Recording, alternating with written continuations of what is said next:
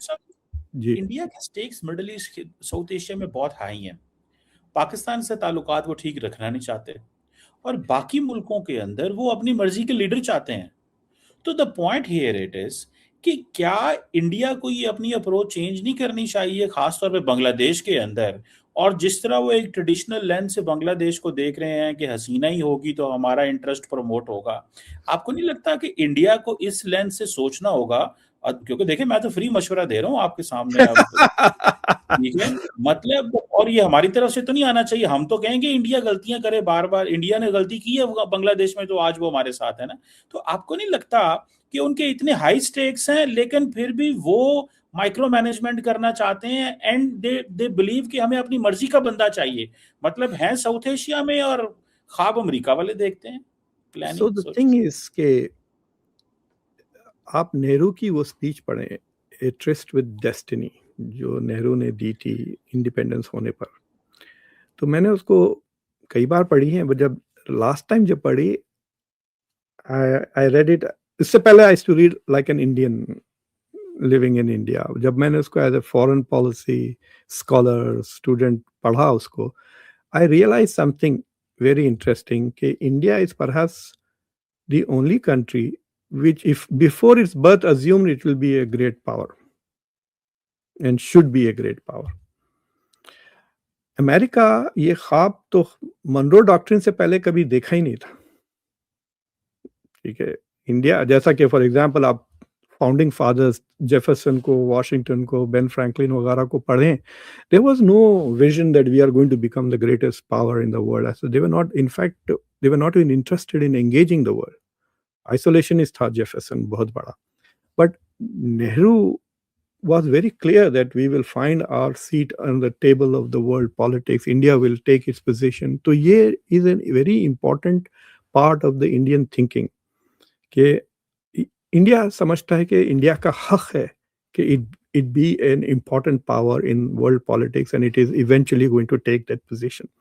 Nehru thought के future में आएगा, मोदी समझते हैं कि ऑलरेडी आ गया। So India is, it's like saying कि आप,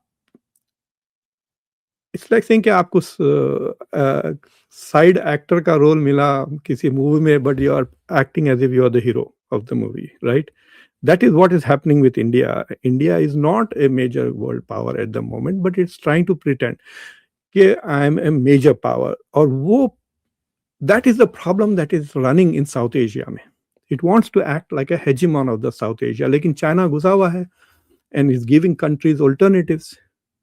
देखिए, अगर China was not interested in south Asia तो सबको लाइन में आना पड़ता था, जो भी इंडिया कह रहा था they would have had to listen. India जो है ना, वो ऐसे ऐसे करता है, ऐसे महसूस करवाता है पार्टनर्स को जैसे वो बड़ा एहसान कर रहा है उनके ऊपर। मिसाल के तौर पे, फॉर एग्जांपल, अफ्रीका को G20 में ले आए, अच्छा लो जी हमने तुम्हें पार्टनर बना दिया। तो अब वो जिसे हमारे कहते हैं ना, एक हमेशा अगले को टू मेक समवन फील कि भाई देखो तुम जो हो हमारी वजह से हो।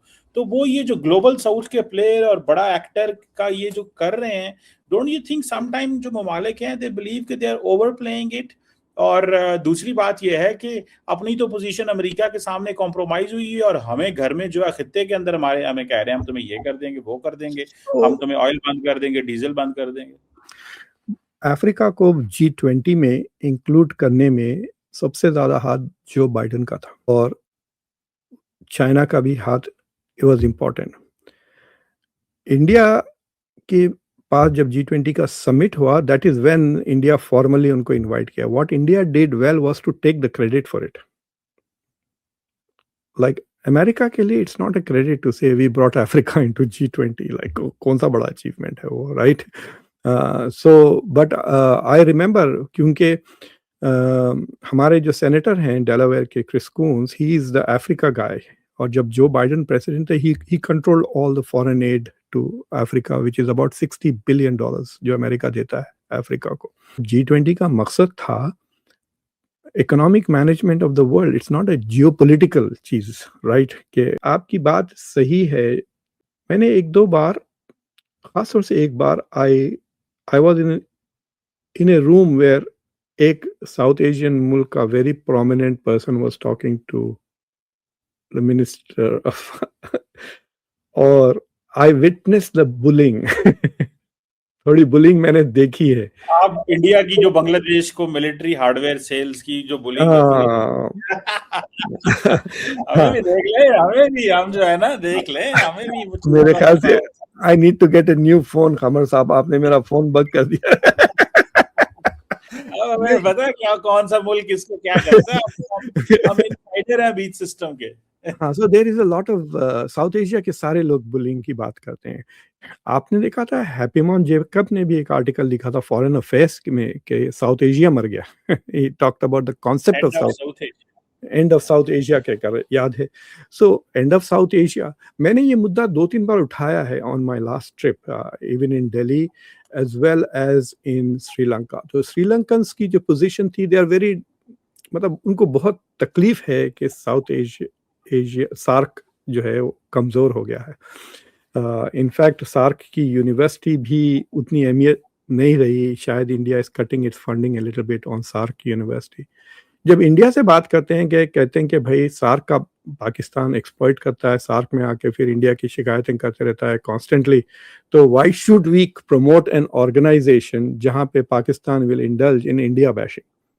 तो हमारे लिए कोई फ़ायदा ही नहीं है। हम प्लेटफॉर्म क्रिएट कर रहे हैं, रिसोर्सेज खर्च कर रहे हैं, diplomatic and others, to build a platform which Pakistan then uses to bash India.